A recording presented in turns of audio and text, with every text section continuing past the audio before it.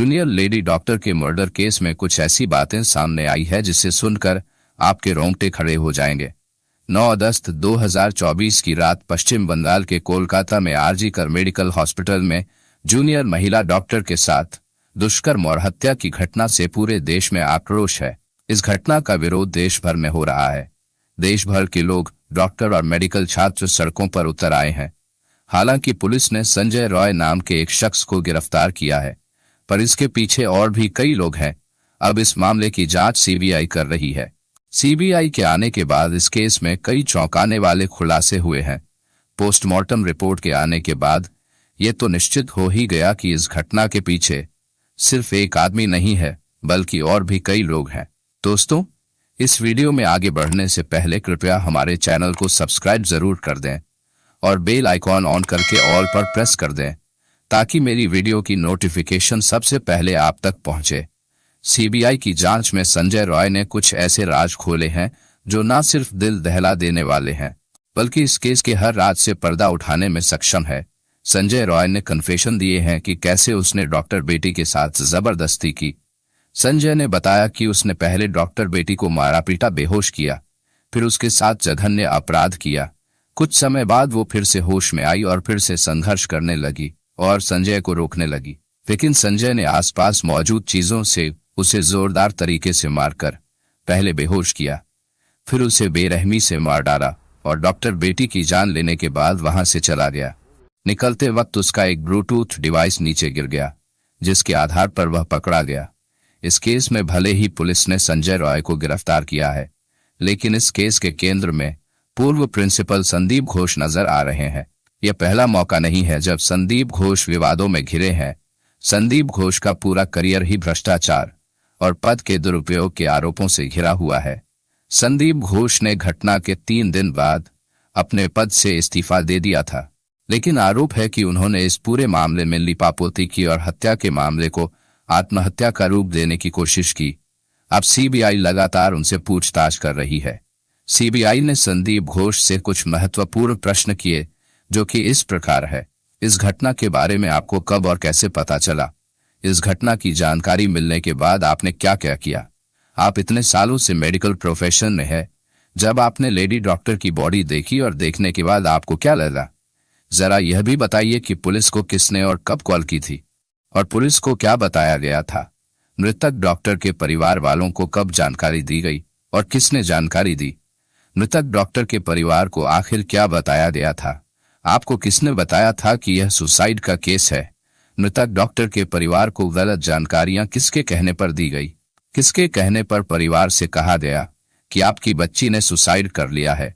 इसके अलावा भी सीबीआई ने पूर्व प्रिंसिपल संदीप घोष से कई सवाल पूछे, जिनके संदीप घोष ने संतोषजनक उत्तर नहीं दिए, और यही बात पूर्व प्रिंसिपल संदीप घोष के खिलाफ जाती है। सीबीआई की जांच में और भी कई खुलासे हुए हैं, जिससे संदीप के काले कारनामों का पता चलता है।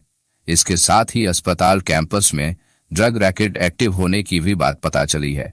आपको यह जानकर हैरानी होगी कि खुद ही नैतिकता के आधार पर इस्तीफा देने वाले संदीप घोष के कनेक्शन इतने पावरफुल हैं कि उनके ऊपर भ्रष्टाचार से लेकर कदाचार तक के तमाम आरोप लगते रहे हैं, लेकिन ना तो कोई उनका इस्तीफा ले पाया और ना ही उनका ट्रांसफर कर पाया। आरजी कर मेडिकल कॉलेज के पूर्व डिप्टी सुपरिटेंडेंट अख्तर अली ने डॉक्टर संदीप घोष की पूरी कुंडली खोली है और संदीप घोष के चाल चरित्र पर कई बड़े खुलासे भी किए हैं। अख्तर अली ने कहा है कि संदीप घोष एक माफिया की तरह है। वे बहुत ही भ्रष्ट व्यक्ति हैं। वह छात्रों को फेल कर देते थे और पैसे लेकर उनको पास करवाते थे। वह हर काम में पैसा वसूलते थे और छात्रावास में छात्रों को शराब की सप्लाई करवाते थे। वे मानव अंगों का तस्करी भी किया करते थे, बांग्लादेश के साथ अवैध व्यापार भी करते थे और प्राइवेट अस्पतालों को अज्ञात शव बेचा करते थे और उनसे पैसे वसूलते थे। उन्होंने अपने पद का दुरुपयोग किया और उनके खिलाफ कोई ठोस कार्रवाई नहीं की गई। आरजी कर मेडिकल कॉलेज में जो भी काम होता था, सब जगह वो पैसा खाते थे। यही नहीं, अगर उन पर कार्रवाई किया जाता था तो वो स्टूडेंट से आंदोलन भी करवाते थे और अपने ऊपर हो रही कार्रवाई को रुकवा देते थे। डॉक्टर बेटी का ये केस भी संदीप घोष की वजह से दुनिया का पहला ऐसा केस बन गया जिसमें पहले पोस्टमार्टम किया गया, फिर उसके बाद एफआईआर दर्ज किया गया। इस केस में कोलकाता पुलिस भी संदीप घोष की तरह ही इस घटना से जल्द पल्ला झाड़ना चाहती थी। इसलिए उन्होंने कभी संदीप घोष का बयान ही नहीं लिया और न क्राइम स्पॉट को सुरक्षित रखा। उन्हें डॉक्टर बेटी की शव जलाने की इतनी जल्दी थी कि शमशान ने पहले से लाइन में 2 शव के होते हुए भी डॉक्टर बेटी की शव को पहले जला दिया गया। इस केस में आरजी कर मेडिकल हॉस्पिटल से जुड़ी कुछ चौंकाने वाली जानकारियां सामने आई है। कुछ ऐसे आंकड़े सामने आए हैं जो कई तरह के सवाल खड़े करते हैं। आरजी कर हॉस्पिटल में मारी जाने वाली जूनियर लेडी डॉक्टर अकेली इंसान नहीं थी। इससे पहले भी कई लोग मारे जा चुके हैं जिनका केस आज तक सॉल्व नहीं हो पाया है। इसलिए ऐसा भी कहा जा रहा है कि आरजी कर अस्पताल मर्डर मिस्ट्री का घर है। यह बात इसलिए भी कहा जा रहा है क्योंकि पिछले 23 सालों में 2001 से लेकर 2024 तक आरजी कई डॉक्टर्स की रहस्यमय तरीके से मौत हो चुकी है। आइए अब आपको सिलसिलेवार ढंग से बताते हैं कि 23 सालों में कई डॉक्टर्स की मौत पर आरजी कर अस्पताल की मिस्ट्री आखिर है क्या। पहला मामला है 2001 का। 2001 में सौमित्र विश्वास नाम के छात्र का शव आरजी कर मेडिकल कॉलेज के छात्रावास के कमरे में लटका हुआ पाया गया था।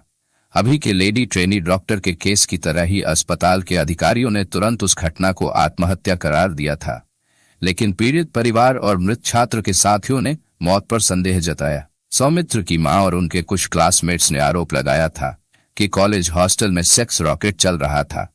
हॉस्टल में कई अश्लील काम किए जाने के आरोप भी लगे थे।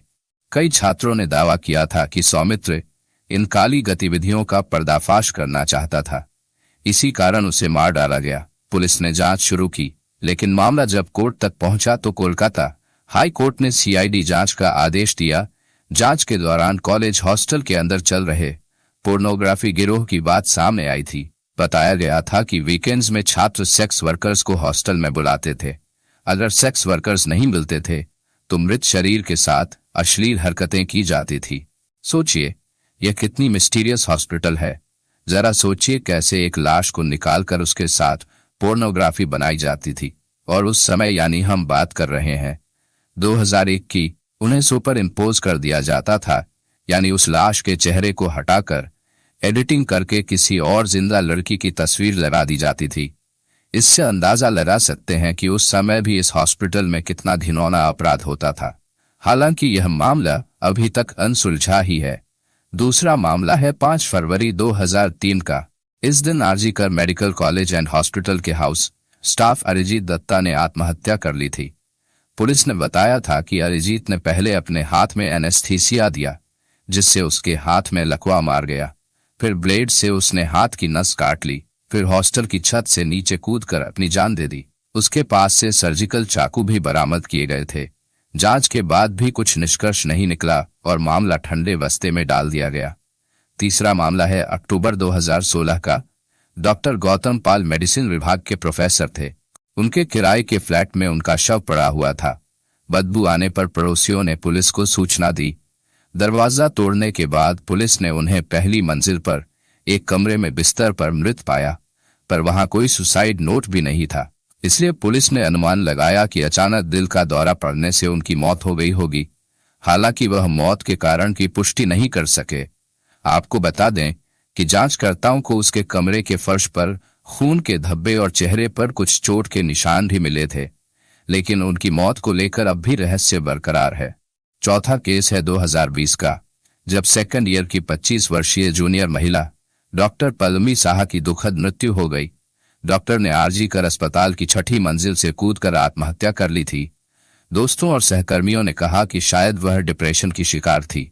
हालांकि इस मामले में कोई सुसाइड नोट नहीं मिला और डॉक्टर की मौत को लेकर कई सवाल भी उठे, जिनका जवाब आज तक नहीं मिल पाया है। खैर, अब हम आते हैं डॉक्टर बेटी की केस की तरफ। जैसे उस समय की सारी मौतों को पुलिस ने सामान्य मौत घोषित कर दिया था, ठीक वैसे ही इस केस में भी पहले यही साबित करने की कोशिश की गई कि ट्रेनी डॉक्टर ने भी खुदकुशी की है। हालांकि मौका ए वारदात को देखकर पहली ही नजर में कोई भी इसे कत्ल का मामला समझ सकता था, लेकिन इसके बावजूद पुलिस ने पहले इस सिलसिले में सामान्य मौत का केस दर्ज किया, जबकि वारदात का शिकार हुई डॉक्टर न सिर्फ उसी हॉस्पिटल में काम करती थी, बल्कि उसकी बुरी तरह से जख्मी लाश हॉस्पिटल के अंदर ही सेमिनार हॉल में पड़ी थी। ऐसे में कत्ल के बजाय खुदकुशी का केस दर्ज करने के पीछे आखिर क्या वजह है, और कोलकाता हाई कोर्ट ने भी इस पर सवाल खड़े किए हैं। मामले की जांच कर रही सीबीआई को अब इसके पीछे की वजह भी जाननी होगी। और एक सवाल यह भी है कि इस पूरे मामले में डॉक्टर बेटी के उन चारों डॉक्टर सहकर्मियों की क्या भूमिका है, क्योंकि वारदात से पहले रात को पीड़ित डॉक्टर ने अपने 4 कलीग्स के साथ ही डिनर किया था। इसके बाद उसके बाकी कलीग्स तो वहां से चले गए, लेकिन डॉक्टर बेटी ने अकेले ही उस सेमिनार रूम में सोने का फैसला किया, और जिसके बाद यह वारदात हुई।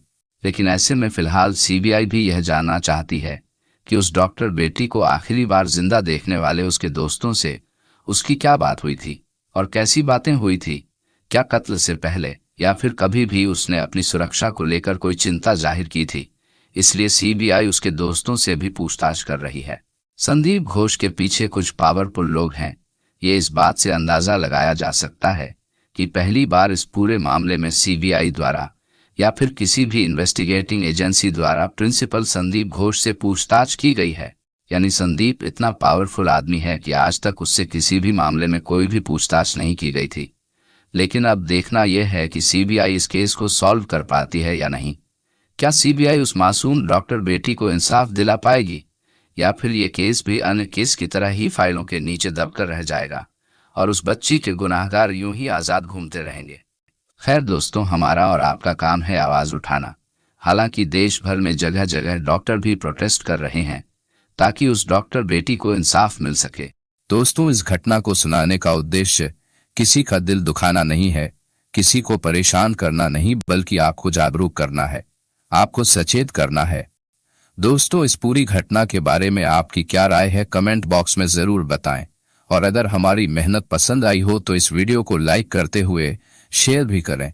अगर आपने अब तक चैनल को सब्सक्राइब नहीं किया है तो हमारे चैनल को सब्सक्राइब कर लीजिए